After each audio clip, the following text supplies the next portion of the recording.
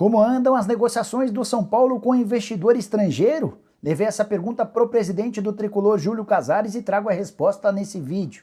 Bora contar também sobre a renovação de contrato de Abel Ferreira. Tem uma notícia não muito boa para o torcedor palmeirense. Vou falar ainda sobre a folha salarial do Corinthians, 22 milhões e meio de reais por mês para 2022. Tem ainda informações sobre o pacotão de reforços do Vasco da Gama, definição sobre o futuro de Cavani, pretendido por vários clubes brasileiros. Falo também sobre Bernard. Será que ele pode pintar no Atlético Mineiro, além de uma série de outras coisas?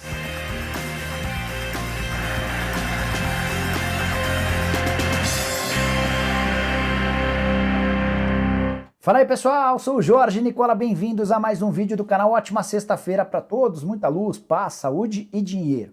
Bora começar o vídeo pedindo para você deixar like e se inscrever no canal para não perder absolutamente nada sobre as coisas do mercado. Essa época do ano é de muita informação e aqui você sabe que você vai ficar absolutamente por dentro, beleza? Bom, bora começar o vídeo, não sem antes dividir uma dica importante. Recado especial para você que quer apostar e bem na hora do jogo percebe que está sem saldo. Na aposta ganha você tem a opção do Pix, ou seja, você faz a transferência e no ato passa teu dinheiro para fazer suas apostas. Outra coisa bem legal, dá para retirar o dinheiro via Pix. Você ganhou, fez o saque, na hora a grana já está na sua conta, facilitando tudo, sempre com muita segurança. Curtiu, né? Então, para não ficar de fora da aposta ganha, vou deixar um link no comentário fixo desse vídeo. Você vai lá, se cadastra e automaticamente já ganha uma aposta grátis. Ah, Nicola, mas eu já tenho cadastro, não vou ter direito à aposta grátis? Claro que vai. Entra no site, procura pelo chat e usa o cupom Nicola Grátis para ter direito à sua aposta grátis. Sempre lembrando que você precisa fazer o resgate dessa aposta em até 24 horas. Não fica fora dessa, aproveita porque o fim de semana está chegando, cheio de jogos. Bora começar o vídeo com um giro de notícias e a primeira informação vem do exterior. Quero reverenciar Mohamed Salah, egípcio que está barbarizando com a camisa do Liverpool. Nessa quinta-feira, a vitória por 3-1 contra o Newcastle e mais uma grande atuação dele. Na atual temporada são 17 jogos, 15 gols e 9 assistências. O cara é o artilheiro da Premier League e é também o maior garçom, média de 0,6 participação para gol em cada jogo. Um espetáculo, jogando muita bola. Outra informação agora vinda do Grêmio. O Tricolor Gaúcho teria feito uma proposta de 3 milhões de reais por 50% dos direitos econômicos do meia Jean Carlos, 29 anos de idade, principal destaque do Náutico ao longo da Série B. Antes de gravar o vídeo eu procurei o presidente do Náutico, o Diógenes Braga, para perguntar se existiu alguma coisa. Ele assegurou que não foi procurado por ninguém do Grêmio e completou com a seguinte frase, abre aspas, por esse valor não dá nem para começar a conversar, fecha aspas. Bora falar agora sobre Bernard e essa história de que o atacante pode estar voltando para o Atlético Mineiro em 2022, informação divulgada pelo pessoal do Fala Galo. Só para explicar, de acordo com a apuração deles, o Bernard não está muito satisfeito com as suas atuais condições no Al-Sharjah, time dos Emirados Árabes Unidos, para onde ele se mudou na metade desse ano. Estaria incomodado com a reserva, com a condição de não ser protagonista e pensaria na volta ao Brasil. O próprio Bernard, pelo Twitter, desmentiu essa informação, dizendo ou tratando ela como uma mentira. Fui checar com o pessoal do Galo, que não esconde o desejo de trazer o Bernard de volta, mas não deve ser em 2022. É que o Bernard tem contrato com o Al-Sharjah até a metade do ano de 2023, com possibilidade de prorrogação por mais um ano.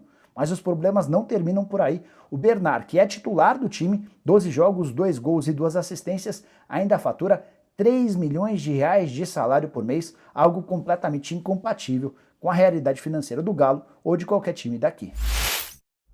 Bora falar agora sobre o Vasco da Gama, que enfim começa o movimento de contratações. Depois de uma debandada, saíram 10 atletas desde o fim da Série B. O Vasco está muito perto de anunciar seu primeiro reforço. Trata-se do zagueiro equatoriano Luiz Cangá, 26 anos de idade, pertence ao Delfim, chegou a jogar pela seleção do país dele. Contrato até 31 de dezembro, ou seja, vai chegar livre de qualquer pagamento pelos direitos econômicos ao Vasco da Gama. O Cangá, em outros tempos, chegou a ser procurado pelo Santos e também pelo Vasco, mas a pedida de 2 milhões de dólares do Delfim acabou afastando os interessados.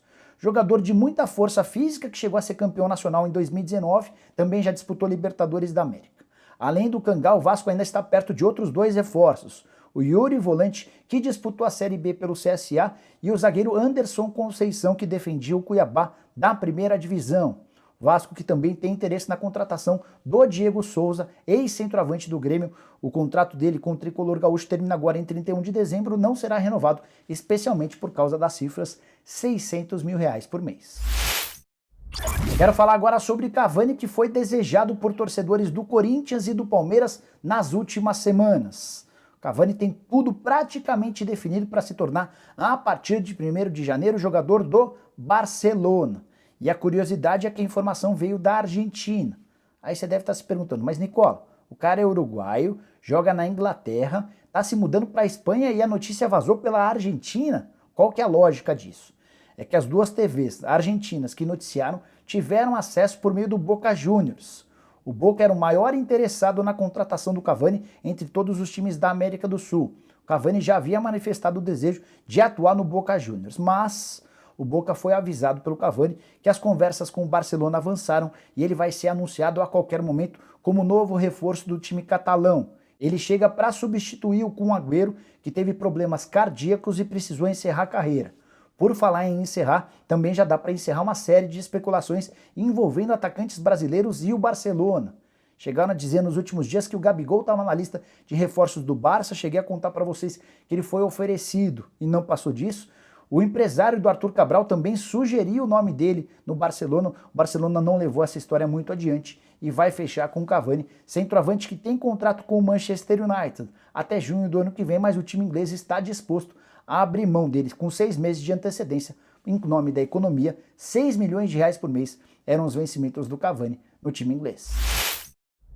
Bora te ajudar a entender agora essa história de que a folha salarial do Corinthians vai passar em 2022 para algo na casa de R$22,5 milhões. Torcedor do Corinthians que acompanha o canal do Nicola vai lembrar que eu contei diversas vezes ao longo desse ano que o Corinthians desembolsa R$14 milhões por mês. 14 milhões para 22,5 significa que o Corinthians vai ter direito a um acréscimo na folha de R$8,5 milhões, certo? Por mês? Errado. É que, de acordo com uma pessoa do departamento financeiro do Corinthians com quem conversei, esse número de R$22,5 milhões previstos para a próxima temporada engloba absolutamente tudo. Salários do elenco, da comissão técnica, dos funcionários do departamento de futebol, luvas, além de empréstimos de atletas para outros clubes e todos os encargos, impostos e tributos. É o custo total do departamento de futebol do Corinthians.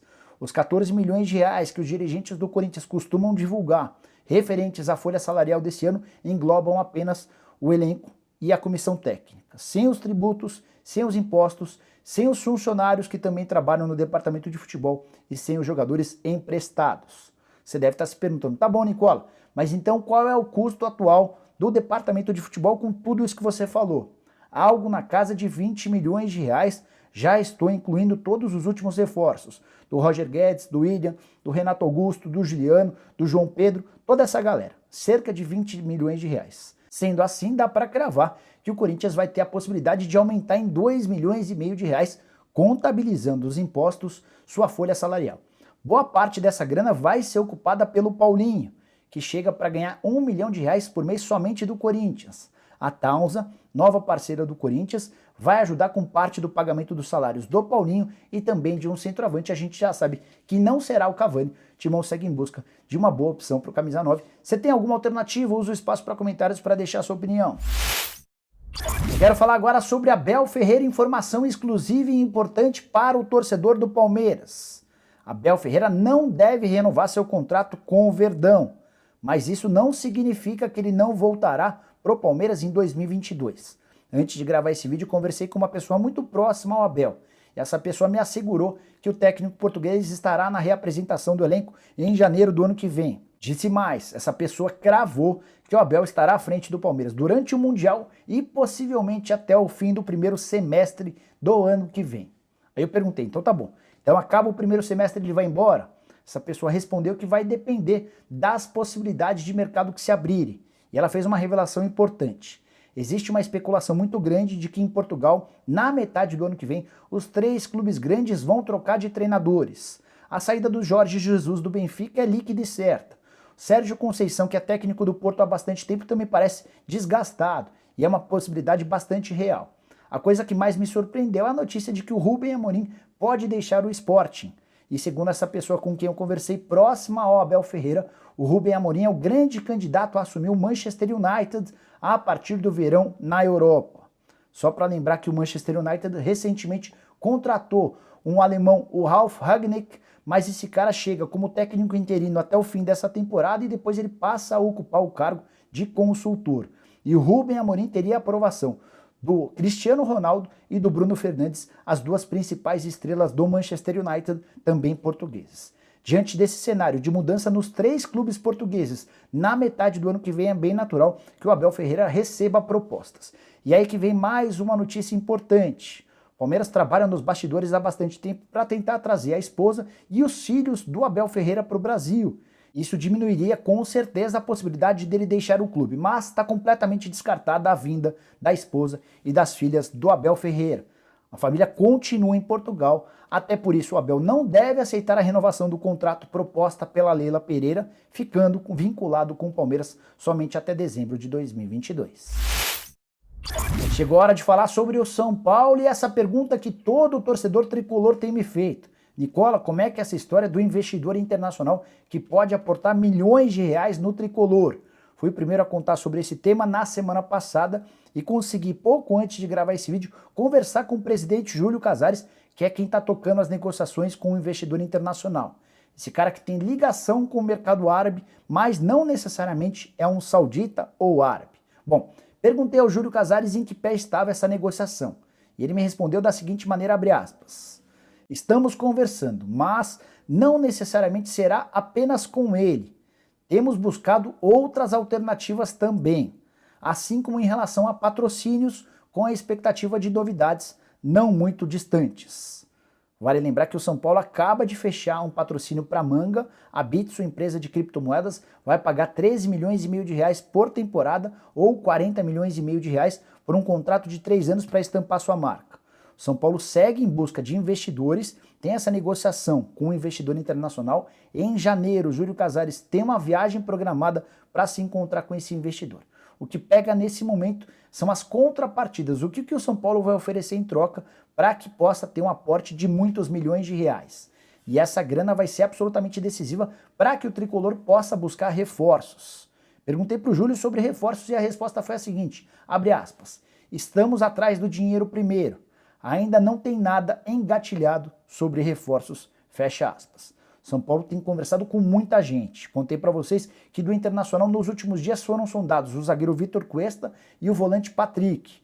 No Flamengo, William Arão e Diego Ribas. No Fortaleza, o Benevenuto zagueiro, o Ederson volante e o David atacante. Todos indicados pelo Rogério Ceni. São Paulo também tentou recentemente o Sorriso, jogador que pertence ao Juventude. Fez proposta a Wesley Moraes, atacante de 25 anos de idade que pertence ao Aston Villa e está emprestado ao Clube Bruges. Mas, diante da escassez de recursos no momento, São Paulo se vê ilimitado de poder fazer grandes investimentos. Se essa negociação com o investidor estrangeiro não der certo, a ideia do Júlio Casares é já ter alguma outra coisa casada na manga para poder apresentar tudo para que o São Paulo possa ter mais receitas em 2022. Só antes de fechar o vídeo, vale contar que na noite dessa quinta-feira rolou a polêmica reunião do Conselho Deliberativo, uma reunião virtual que contou com a presença de 198 conselheiros.